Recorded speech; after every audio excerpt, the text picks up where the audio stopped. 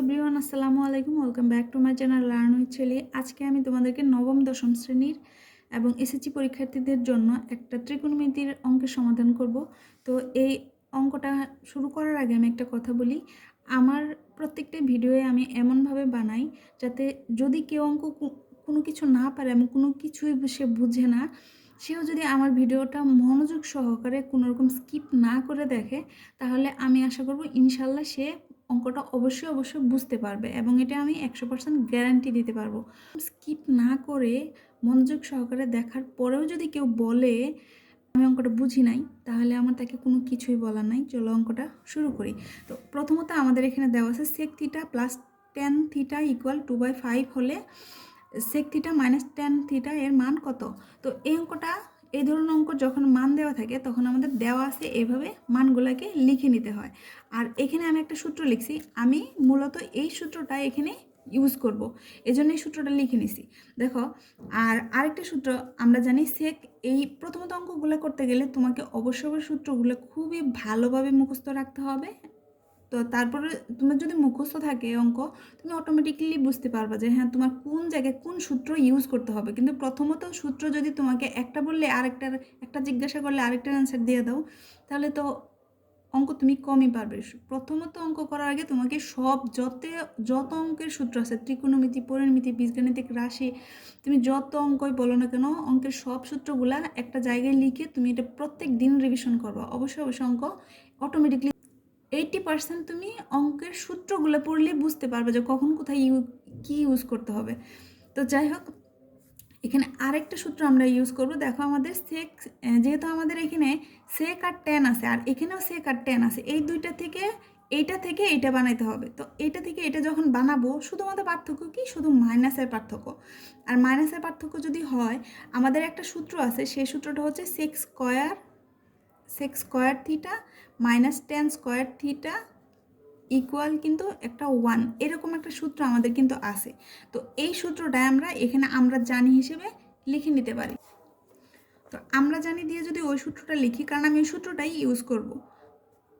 আমরা জানি sec square theta minus tan square theta equal 1, এই সূত্রটা লিখে নিলাম।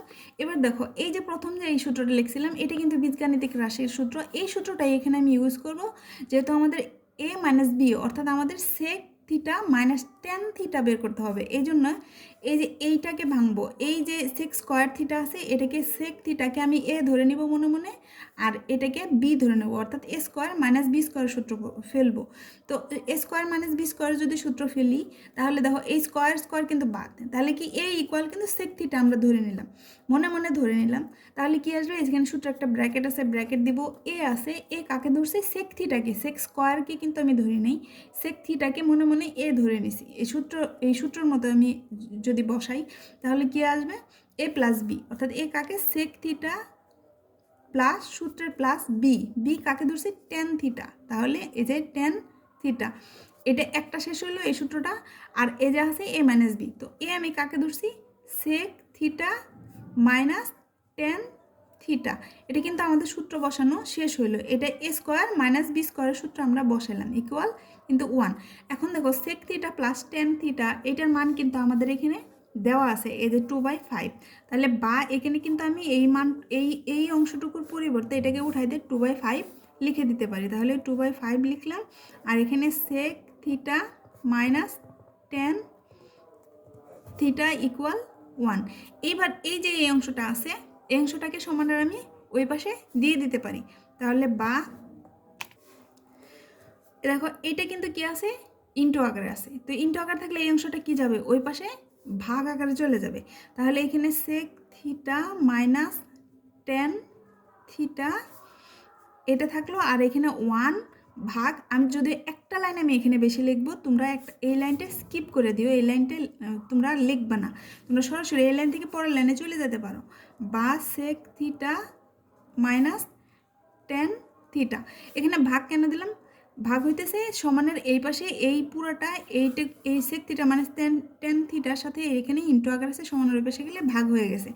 এবার এই যদি ভাগ থাকে 1 ভাগ এই যে দেখো, এই ভাগ থাকলে কি হয় ভগ্নাংশের অঙ্কের ক্ষেত্রে, সেই আমাদের ক্লাস 4-5-এর অঙ্ক, যে যদি ভাগ থাকে তাহলে গুণ হয়ে যাবে, আর গুণ হইলে উপরেটা নিচে যাবে, নিচেরটা উপরে আসবে।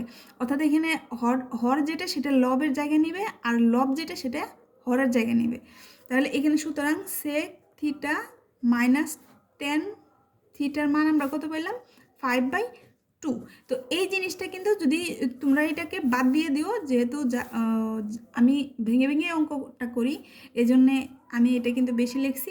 তো আমাদের অ্যান্সার কিন্তু 5/2, এটাই হচ্ছে আমাদের অ্যান্সার। তুমি এখানে নির্ণয়, যদি মান নির্ণয় করতে বলছে নির্ণয় মান এখানে এটা লিখতে পারো, অথবা এখানে অ্যান্সার দিয়ে দিতে পারো। তো আজকে এ পর্যন্ত, আল্লাহ হাফেজ।